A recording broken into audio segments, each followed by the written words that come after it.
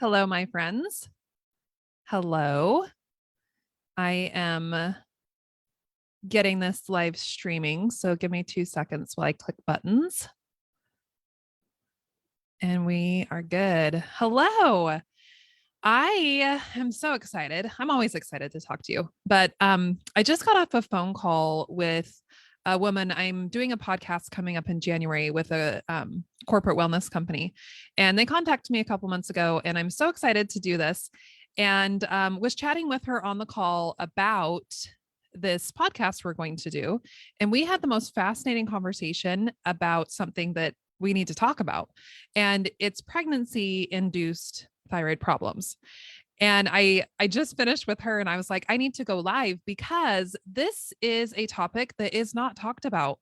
It's not doctors aren't educated with this as well as they could be or should be. They don't share it with us as the women. And then the women, we don't know that this can happen. And so I want to make clear what may have happened with you and how you can deal with it. So here is the deal with pregnancy induced thyroid issues. The thyroid, as we know, is the most important gland, in my opinion. It's a very important gland in the body. So it's here in the neck, and every single cell in the body has a thyroid receptor on it. Every single cell. So even down in your fingertips, down on your toes, everywhere in your body needs this thyroid hormone. Now, when you get pregnant, we've got some very interesting things that happen in the body. Now, first of all, when we are pregnant, the baby that we're pregnant with is not us. So the immune system has one job and one job only.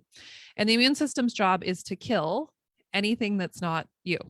So my immune system is working all day, every day to kill anything that's not Missy. Now, when I get pregnant with my son, he's not me. And my immune system will do what it's supposed to do and it will kill him. That's what immune systems can do. So we have a built-in system to prevent that as human bodies. And what happens in pregnancy is the immune system flips from one phase to another. So it does not attack the fetus. Now, what that does is basically it tells our immune system, hey, don't attack this foreign body. Everything's fine. Don't make antibodies to it. Just shh, this is meant to be here. We want this baby here. Cool. Now we have a healthy pregnancy, assuming that our immune system is kind. Now, if the immune system doesn't flip appropriately, there can be issues with miscarriage. There can be issues with hormone imbalances. There can be issues with fertility in general. And that is very commonly associated with Hashimoto's or Graves', which are both autoimmune forms of thyroid issues that can impact fertility. So that's the baseline. You get pregnant, your immune system flips. It's now not going to kill the baby. Yay. Now we go through the pregnancy, requiring quite a bit of thyroid hormone because we're growing a human. And guess what? The human that we're growing also has receptor cells in its body that need thyroid hormone. So our sweet little babies, they start requiring thyroid hormone very early, and they produce their own thyroid gland and they start making their own thyroid hormones. Now, something that fascinates me in pregnancy, the baby exchanges his or her cells with the mom. So I was pregnant with a boy, and what happened is the fetus then shares his cells with me and I share my cells with him. We are exchanging our cells all day long because we are one unit during pregnancy. Now, something that has been researched that is so interesting is the thyroid cells in a pregnancy from the fetus, they get here into the mother's thyroid. So as I was pregnant with my son, his thyroid cells got into my thyroid. No problem. We all have the same goal. The goal is to grow a healthy baby and birth this baby. So when I'm pregnant with him, my immune system is totally fine with it because remember, my immune system is not in attack mode. My immune system is in grow the baby mode. So things are fine. We share our cells, we get united. There's even research about sharing heart cells. I posted about this in the group a little bit ago, which as a mother is really cool research to me because it proves that our kids literally become part of us. Like we're so intertwined, even our cells within our hearts are shared after we have a pregnancy. Now, our thyroid cells are also shared. So you birth the baby. Now, in a perfect scenario, you have a normal vaginal delivery, everything goes great, there's not intervention. That's not the case for a lot of us, and it's at no fault of our own. I was hoping for that. I didn't get that. I instead had a lot of Pitocin. My water broke at home, labor didn't start. Something like 12 hours later, they did Pitocin, and it was a wild and intense delivery with hemorrhaging and tearing and all the things. So it wasn't what I had planned. I would love to know if any of your deliveries is what you had planned, because as we know, you can have the best plans in the world, but deliveries can go differently. So had my son, received a lot of Pitocin. Now, if you received Pitocin in your delivery, this is one of the biggest triggers for postpartum thyroiditis, because the Pitocin protocol in a lot of states includes an antibiotic. They don't have to tell us. It's not divulged in the paperwork. It's just part of the protocol to protect from infection. Now, that's all fine and dandy, except it creates an imbalance in the gut that can trigger the immune system to be upset. This is what happened in my case. It happens in a lot of women. So Pitocin is a potential trigger for postpartum thyroid issues. C-section, you get antibiotics as part of the protocol. You also receive, obviously, anesthetics that can cause issues with the gut. Anytime that pain meds are received, it can cause issues. So as we upset the gut with these antibiotics and pain meds in the process of delivery, it also upsets the immune system, because 80% of the immune cells are made in the gut. Okay. So now we have this beautiful, perfect human being that we just birthed, and our immune system within the next couple of days and weeks is going to flip back to kill anything that's not messy mode. It's going to go right back to what it was doing. Now, what that looks like is, I wasn't attacking the baby because I was pregnant. Whoa, whose cells are these? So it'll start sending the little scavengers all throughout the body to make sure there's no foreign invaders there.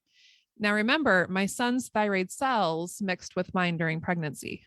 So if my immune system is prone to being overactive, or if my gut got really messed up and damaged during birth, either scenario can cause the immune system to overreact, meaning it sees these cells that are totally normal, totally natural. 100% of women after pregnancy have them, but my immune system can't tell that. So it's doing what it's supposed to do. It starts killing the thyroid tissue. That will cause swelling in the thyroid gland. It will cause a lowering of T4 production, therefore lowering of T3 that your cells need to function.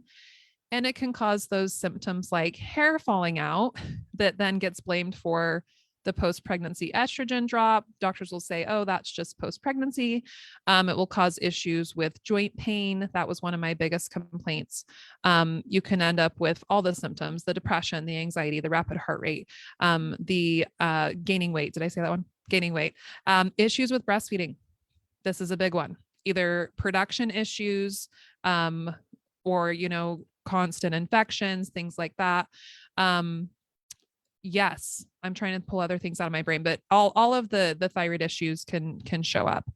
The biggest ones, I think, though, that I hear from new moms, myself included, the digestive upset, depression, anxiety, hair loss, joint pain, rashes are another one, yeast infections, UTIs. And all of those things are postpartum symptoms. So a lot of times they just get missed as that. They get passed off. The fatigue as well. Fatigue for me was so bad, but my doctor, of course, was like, well, you have a new baby and you're not sleeping. And even as the patient, I was like, yeah, I have a new baby and I'm not sleeping. So it's easy to pass those symptoms off. Anyway, what happens though is you then are having this attack on thyroid tissue, potentially. That will cause the thyroid hormones to come on down. So now you're not feeling great. Now, some women will get out of that on their own, and it can take anywhere from 4 to 6 months to flip back into a healthy immune balance. Let me remind you, this happens to 100% of pregnancies. So it is a normal thing that happens after the immune system flips. It takes a minute for the hormones to rebalance. It's totally normal. Some women, it can take a year to get out of this cycle. And some women never get out of it because the issue is not here. The issue is in the gut.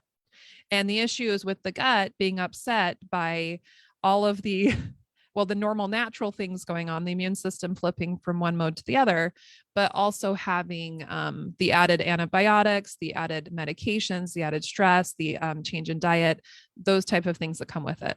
So if your thyroid condition developed after birth, after labor, after delivery, if you received Pitocin specifically, and if you had a son, we should chat. Let's figure out what's going on here, because these things do not have to be permanent. We can do some testing. We can find out what's going on in your gut that's causing your immune system to still be upset, even though that little person might be 20 years old now. I've seen this happen in women for decades sometimes. It can go on for decades. So we just need to do some deeper testing to find out what is triggering the immune response and address that. Now, the best thing you can do right now is to pull gluten out. And I know I'm a broken record for that, but the gluten protein looks very similar to thyroid tissue. And if your immune system is upset and you eat gluten, it can mistakenly go and kill thyroid tissue, thinking that it's taking care of a foreign invader.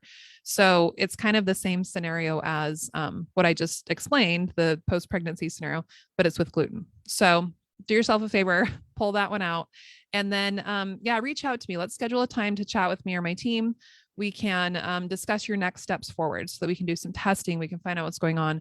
And you don't have to feel this way anymore. You don't have to be stuck in this post-pregnancy slump that, like I said, it was a natural thing that you didn't flip out of, but we can absolutely find solutions. So I'm going to pop over and see if we have live questions. If we do, pop them in the comments. And I'd love to answer them.